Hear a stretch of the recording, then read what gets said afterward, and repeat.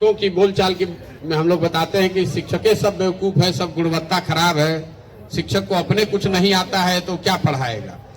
तो आप उस पूरी समस्या को ठीक से समझ नहीं रहे। अगर शिक्षकों की गुणवत्ता का ही सिर्फ मामला होता तो आप मुझे बताइए कि साइंस कॉलेज में तो कोई नियोजित शिक्षक नहीं पढ़ाता है, दरभंगा सीएम साइंस कॉलेज में तो कोई नियोजित शिक्षक नहीं पढ़ा रहा है, वहां तो प्रोफेसर लोग पढ़ा रहे हैं। पटना कॉलेज में तो नियोजित शिक्षक नहीं जा रहा है, वहां पढ़ाई क्यों नहीं हो रही है। कहीं ना कहीं शिक्षा पर यहाँ की जो सरकारें रही हैं उनकी कोशिश है कि भाई कोई शिक्षित न बने, सारे लोग अनपढ़ रहेंगे तभी तो आप 9th फेल आदमी को भी मुख्यमंत्री मानिएगा। शिक्षा कैसे सुधारा जाए। दुनिया भर में अगर आप शिक्षा के मॉडल को देखेंगे तो आपको पता चलेगा कि ये जो बिहार में दुर्दशा है वो इस वजह से है कि समतापूर्वक शिक्षा नीति के नाम पर हर गांव में, हर प्रखंड, हर टोले में विद्यालय खोलने के नाम पर पूरी व्यवस्था को भ्रष्ट कर दिया गया। हुआ ये कि आपने हर गांव में बिल्डिंग बना दिया विद्यालय का, या पेपर पर उच्च को मध्य, मध्य को उच्च, उच्च को +2 बना दिया। अब हुआ इसका नतीजा ये कि जहां बिल्डिंग है वहां पर शिक्षक नहीं है, जहां शिक्षक है वहां बिल्डिंग नहीं है, जहां दोनों है वहां बच्चे नहीं है, जहां तीनों है वहां पढ़ाई नहीं है। पूरी शिक्षा व्यवस्था को आप एक लाइन में समझिए कि स्कूलों को खिचड़ी बांटने का सेंटर बना दिया गया और कॉलेज को डिग्री बांटने का सेंटर बना दिया गया। पढ़ाई दोनों में कहीं नहीं हो रही है। तो इसको अगर सुधारना है तो जो हम लोग योजना बना रहे हैं, बिहार में हर साल शिक्षा पर 40,000 करोड़ रुपया खर्च होता है। 40,000 करोड़ राज्य सरकार खर्च करती है। जितने विशेषज्ञ हैं वो बता रहे हैं कि अगर इसमें से 1/3 बजट 15,000 करोड़ रुपया निकाला जाए नई शिक्षा व्यवस्था बनाने के लिए, तो हर प्रखंड में कम से कम एक विश्व स्तरीय विद्यालय, आप समझ के लिए समझिए कि नेतरहाट के जैसा एक विद्यालय हर प्रखंड में बनाया जा सकता है। जब प्रखंडों को हम लोगों ने मैप किया तो पता चला कि कोई प्रखंड ऐसा नहीं है जिसकी पेरीफेरी 20 किलोमीटर से ज्यादा है।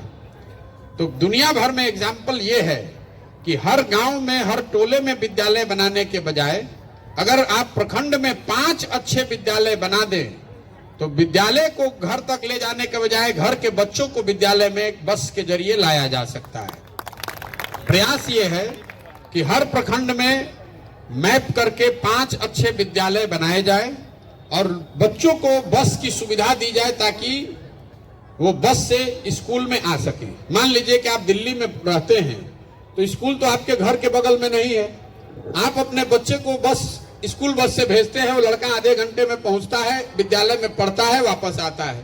तो अगर ये व्यवस्था दिल्ली में है, बड़े शहरों में, महाराष्ट्र में भी अब सरकार ने शुरू किया है, रूरल एरिया में भी, कि हर जगह विद्यालय बनाने में दिक्कत ये है कि वहां शिक्षक कभी आपको अच्छा मिलेगा ही नहीं। अगर आप उसको अभी ये नया जो प्रक्रिया शुरू किया है, डरा धमका के शिक्षक को वहां बैठा भी दीजिएगा तो वो पढ़ाएगा नहीं, क्योंकि वो खुद वहां रहने की स्थिति में नहीं है। उसका बच्चा कहाँ जाएगा, उसके लिए ना मार्केट है, ना रहने का घर है। इसलिए दुनिया भर में, खासकर स्कैंडिनेवियन कंट्रीज, जिसको अगर आपने नाम सुना होगा, नॉर्वे, फिनलैंड, स्वीडन, जहां पर शिक्षा की सबसे अच्छी व्यवस्था है, वहां पर लोग, सरकारों ने ये व्यवस्था बनाई कि शिक्षण संस्थानों को घर घर पहुंचाने के बजाय घरों को शिक्षण संस्थाओं से जोड़ा जाए। अगर आप 10 बढ़िया बस स्कूल बस रख दीजिएगा और 5 विद्यालय अच्छा बना दीजिएगा तो अपने आप शिक्षक भी उस स्कूल में रहेगा और बच्चे भी उस स्कूल तक पहुंचेंगे। और इसका जो बजट है वो हर साल हम लोगों के हिसाब से करीब 15,000 करोड़ रुपया है। अगर 15,000 करोड़ रुपया हर साल खर्च किया जाए तो बिहार के हर प्रखंड में एक नेतरहाट के स्तर का विद्यालय बनाया जा सकता है। और 5 वर्ष में अगर आप हर साल एक एक विद्यालय बनाएंगे तो हर प्रखंड में अगले 5 वर्ष में 5 को विद्यालय तो हो जाएगा। उसी से शिक्षा व्यवस्था सुधरेगी। अभी ये टीचर को ऊपर नीचे करने से, बहाली करने से सुधरने वाला नहीं है। कितना भी बैंडेज लगाइए, वो इतना बड़ा घाव हो गया है कि वो सुधरने वाला नहीं। पूरा आमूल चूल परिवर्तन होना चाहिए। आप अमेरिका में चलिए, आप किसी यूरोपियन कंट्री में चलिए, 40 किलोमीटर 50 किलोमीटर दूर पर लोगों ने घर बनाया है। लोग वहां पर, सरकार वहां विद्यालय नहीं पहुंचा रही है, वहां स्कूल नहीं, वहां हॉस्पिटल नहीं पहुंचा रहा है। स्कूल और हॉस्पिटल तो मेन सेंटर पर ही होता है। लेकिन एम्बुलेटरी केयर है। अगर आपके घर में कोई बीमार पड़ा, एम्बुलेंस जाएगा और आपको उठाकर उस स्वास्थ्य सेवा केंद्र पर लाएगा। बिहार में क्या है, हर जगह सब सेंटर के नाम पर एक एक कमरा बना दिया, उसमें बकरी या भैंस बैठा हुआ है, उसका क्या जरूरत है? अरे भाई, आप प्रखंड में एक अच्छा तो अस्पताल बनाओ, लोग अपने गाड़ी से आएंगे और उसको 10 को एम्बुलेंस दो, ताकि एम्बुलेंस से लोग फोन करें और लोग उठा कर लाएं। आंध्र प्रदेश में ये आरोग्यश्री लागू है, लोगों ने कई राज्यों में, केरल में ये व्यवस्था लागू है कि आधे घंटे की दूरी में एम्बुलेंस इतनी बनाई जाए कि आधे घंटे में आप अस्पताल पहुंच जाए।